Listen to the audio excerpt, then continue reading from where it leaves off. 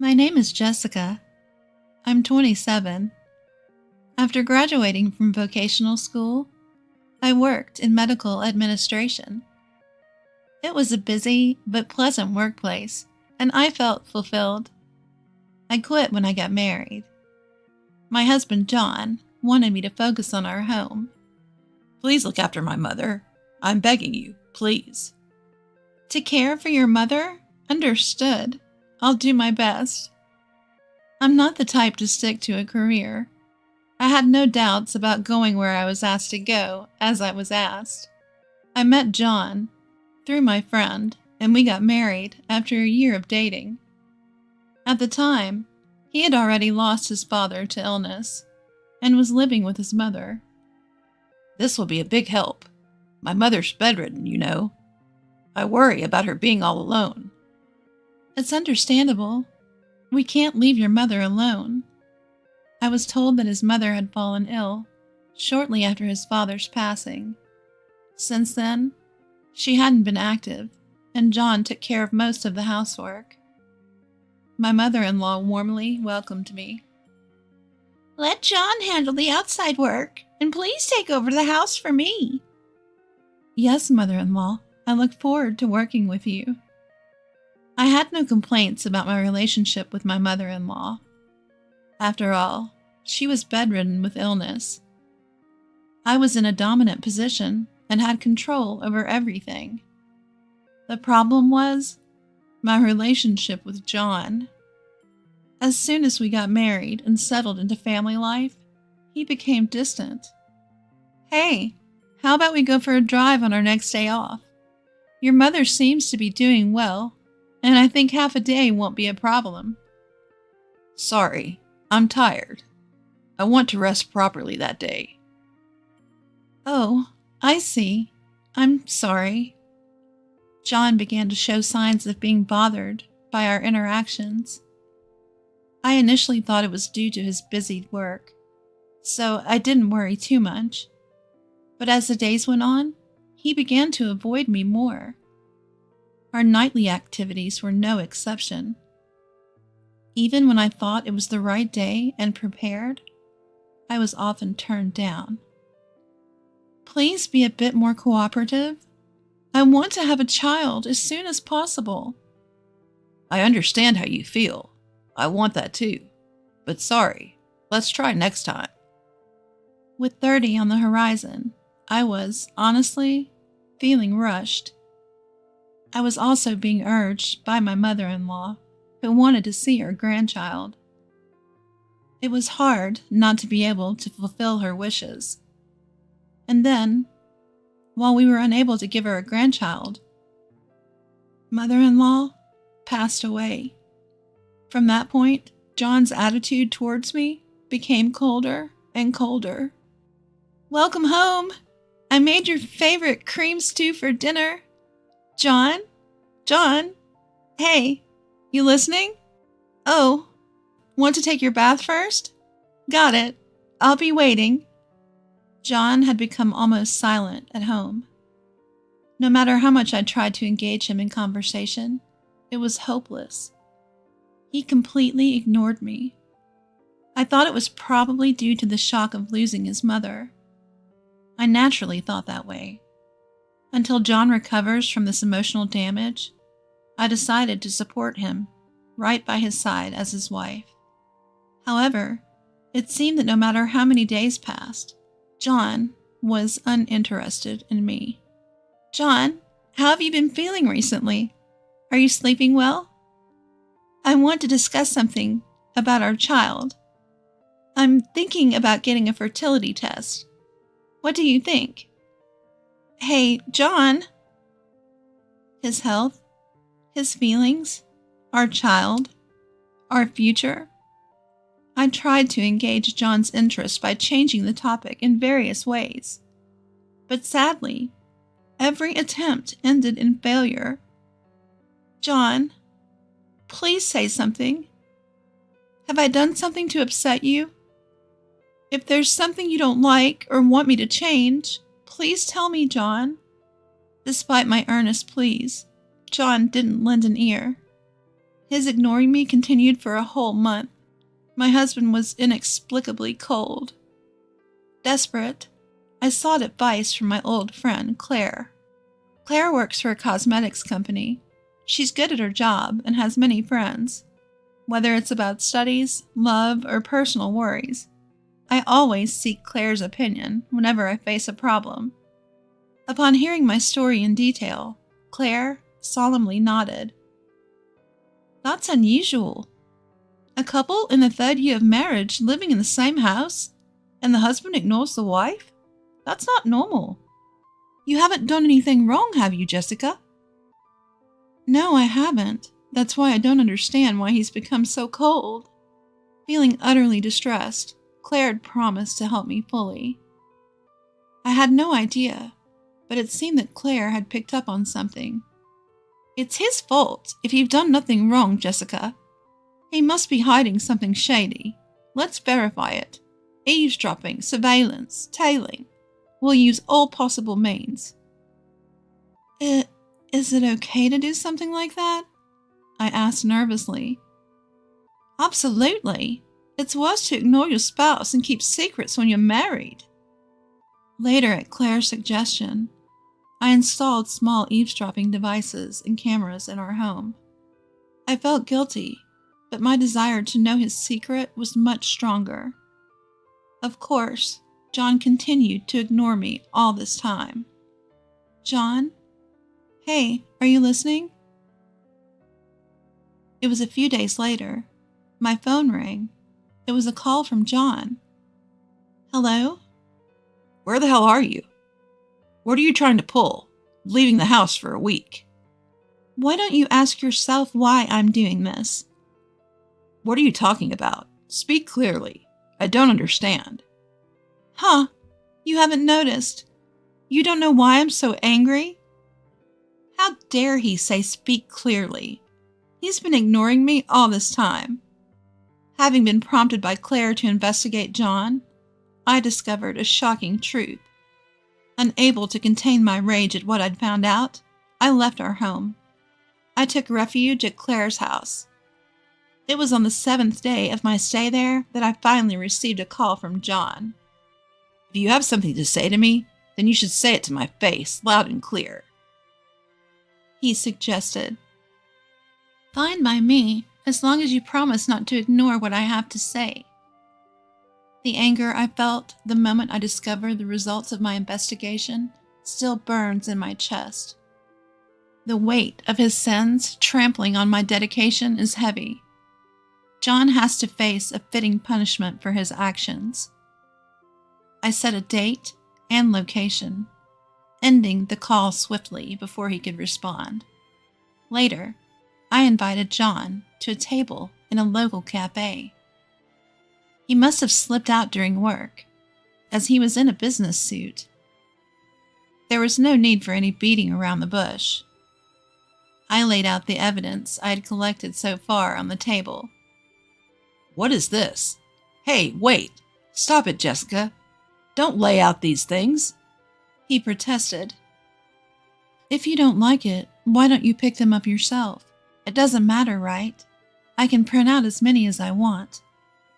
When did you take these photos? What I had laid out on the table were incriminating photos. They were all shots of John with his mistress, walking in the downtown area with arms folded, scenes of them entering a hotel together, and the woman in all the photos was the same person. Her name was Mary, as I had found out during my investigation. I also have audio data. Would you like to listen to it right here? I asked. Audio? He responded, shocked. I tapped the screen in my smartphone. Immediately, a conversation between John and Mary started streaming. Hey, John, when is our housemaid planning on leaving? She'll be gone soon. She's losing her patience and will probably suggest a divorce.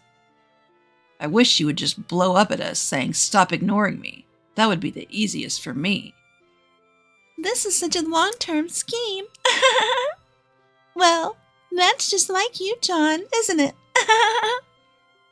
When I cut off the audio, John seemed frustrated, as if he thought we were eavesdropping. I wondered what kind of look he was giving to his own wife. John, who was caught red-handed cheating, seemed on the verge of lashing out at any moment. John, you needed someone to take care of your mother, right? That's why you married me. Now that your mother has passed away, I'm no longer needed. John's real intention was Mary all along. But Mary had no intention of taking care of her mother-in-law, and so I, who had no objections to caregiving, was chosen for the role.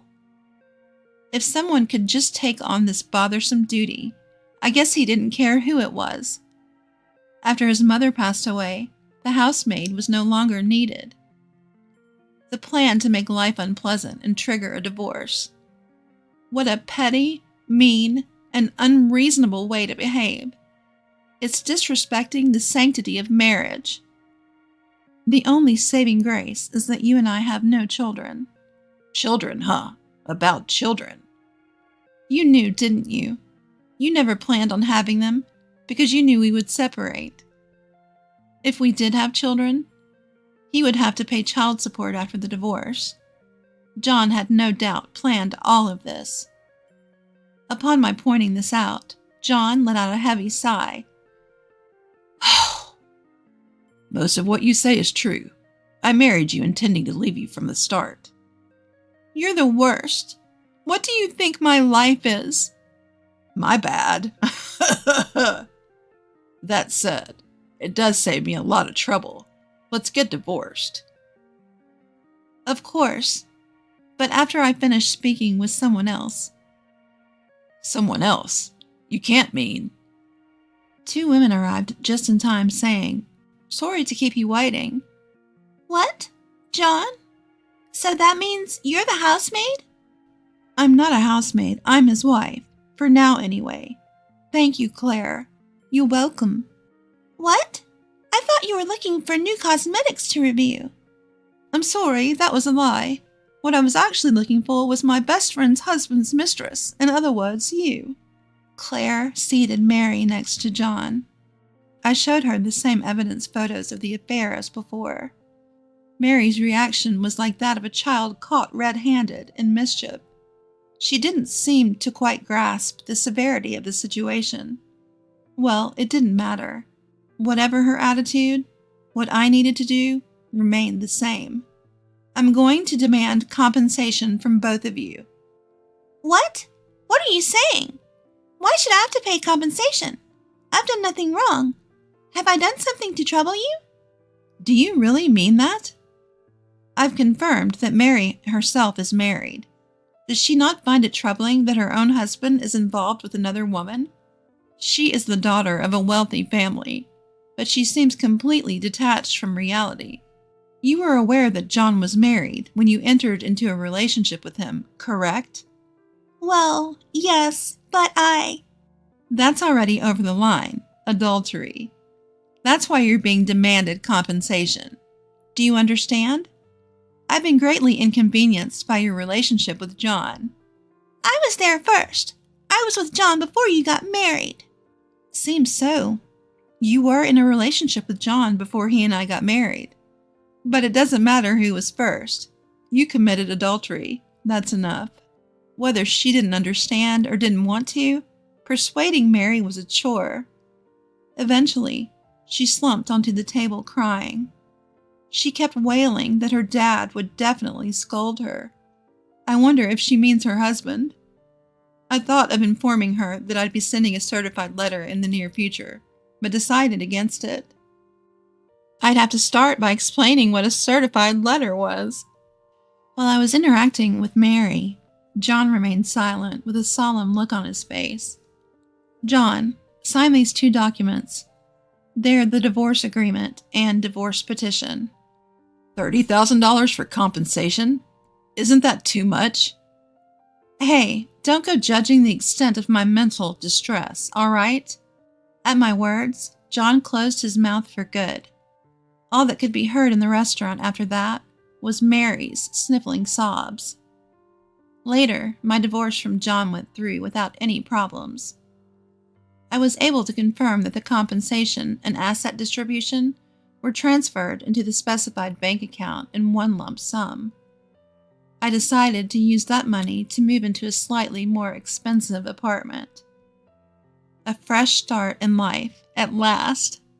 It was a luxury I afforded myself to stir up my spirits. Apparently, John had to sell his childhood home to pay the compensation money. It's a pitiful thing that after paying the necessary amount, his money was pretty much down to zero. Though it couldn't be helped since the $30,000 he paid me wasn't the only thing he had to settle. Seems like John's going to end up paying well over $100,000, doesn't it? It seems that way. After all, he's been hit with a damages claim from his company, the wife of an executive at one of John's company's crucial clients. That was Mary. The executive, unaware of the situation, was reportedly enraged after reading the certified mail I sent. I sent pictures as evidence, so Mary had no way to deny it. Moreover, Mary was helping John by leaking her husband's company information. This affair and the ensuing fraudulent act created a major issue between the two companies. John seems to have lost his place. He's not only been given the cold shoulder by his superiors and colleagues, but also been fired and slapped with a huge amount of damages. One of them explained, "Poor guy, though he brought it upon himself. Do you think he'll be repaying this debt for the rest of his life?" In all honesty, that's what I believe will happen. John's future looks bleak. He's probably racking his brains right now because of the overwhelming cost of his affair. Later on, it appears John had a hard time finding another job. He gave up on full-time employment and was reduced to making ends meet through odd jobs. There are also rumors that the managing director was working behind the scenes to prevent John from getting a new job. However, the truth of this matter is uncertain, and it's doubtful anyone would gain anything by trying to confirm it. John, who had also gone through a divorce, reconnected with Mary, another divorcee, and they started to live together. But it seems that their living situation is not going well. After all, Mary is quite a spender. She really spends money like water. Picking in a warehouse, cleaning, moving jobs, checking automobile parts. The money John painstakingly saves up from these jobs, Mary can spend in an instant. All for the things she wants, like cosmetics, makeup, bags, and clothes. They can't seem to stop arguing about how to spend money. So despite the fact that they are not cheating on each other anymore, it seems that their relationship is strained. I heard this story directly from John himself over the phone. He came to me asking for financial assistance because life was tough. What did you do then? Of course I refused. I'm under no obligation to help them. Who would want to help those two? After all, they are the ones who used to call me a maid behind my back. Yeah, it doesn't matter what happens to them. After the divorce, I returned to my job in medical administration, and am working happily at my new workplace. I am so busy that my head is spinning, but that's what suits me best now. When I have free time, I inadvertently remember unpleasant things and feel gloomy. The other day, I encountered the embodiment of those unpleasant things. None other than John himself. It was on my way home from work. A lonely twilight road. He called out to me as I was hurrying home alone. I turned around and was speechless for a moment.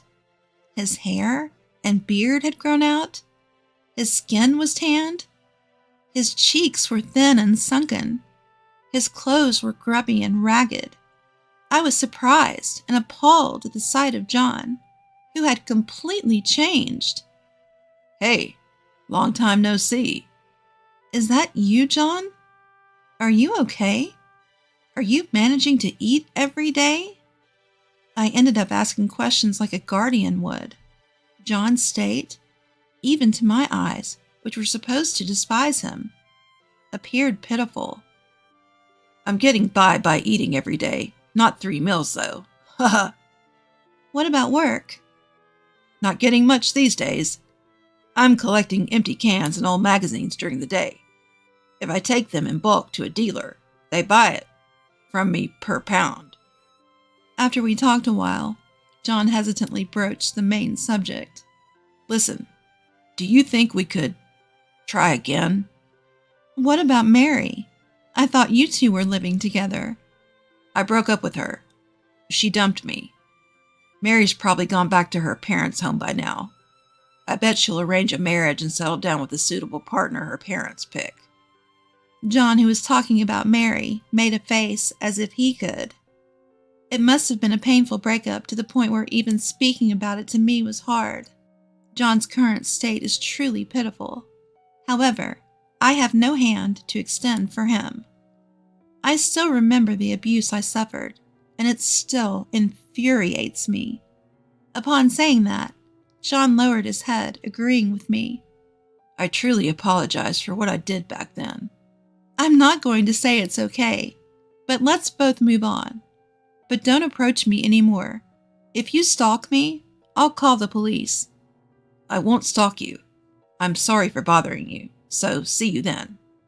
John slowly left down the dusk-lit street. His figure retreating was pitiful and frustratingly pathetic. After that, I saw John a few times in line at the soup kitchen organized by a nonprofit organization.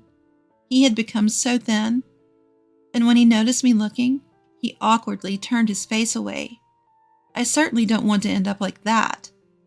Every time I see John, I think that strongly. He is a negative example for me in life. This is how my first marriage ended disastrously. But I haven't given up on building a happy family with someone. There's still a long way to go in life. I believe that I can still shine from now on. Thinking that, I've decided to start participating in a local social event with my friend Claire. Being divorced doesn't mean I should feel intimidated. The world is vast. There must be a man who will embrace me gently.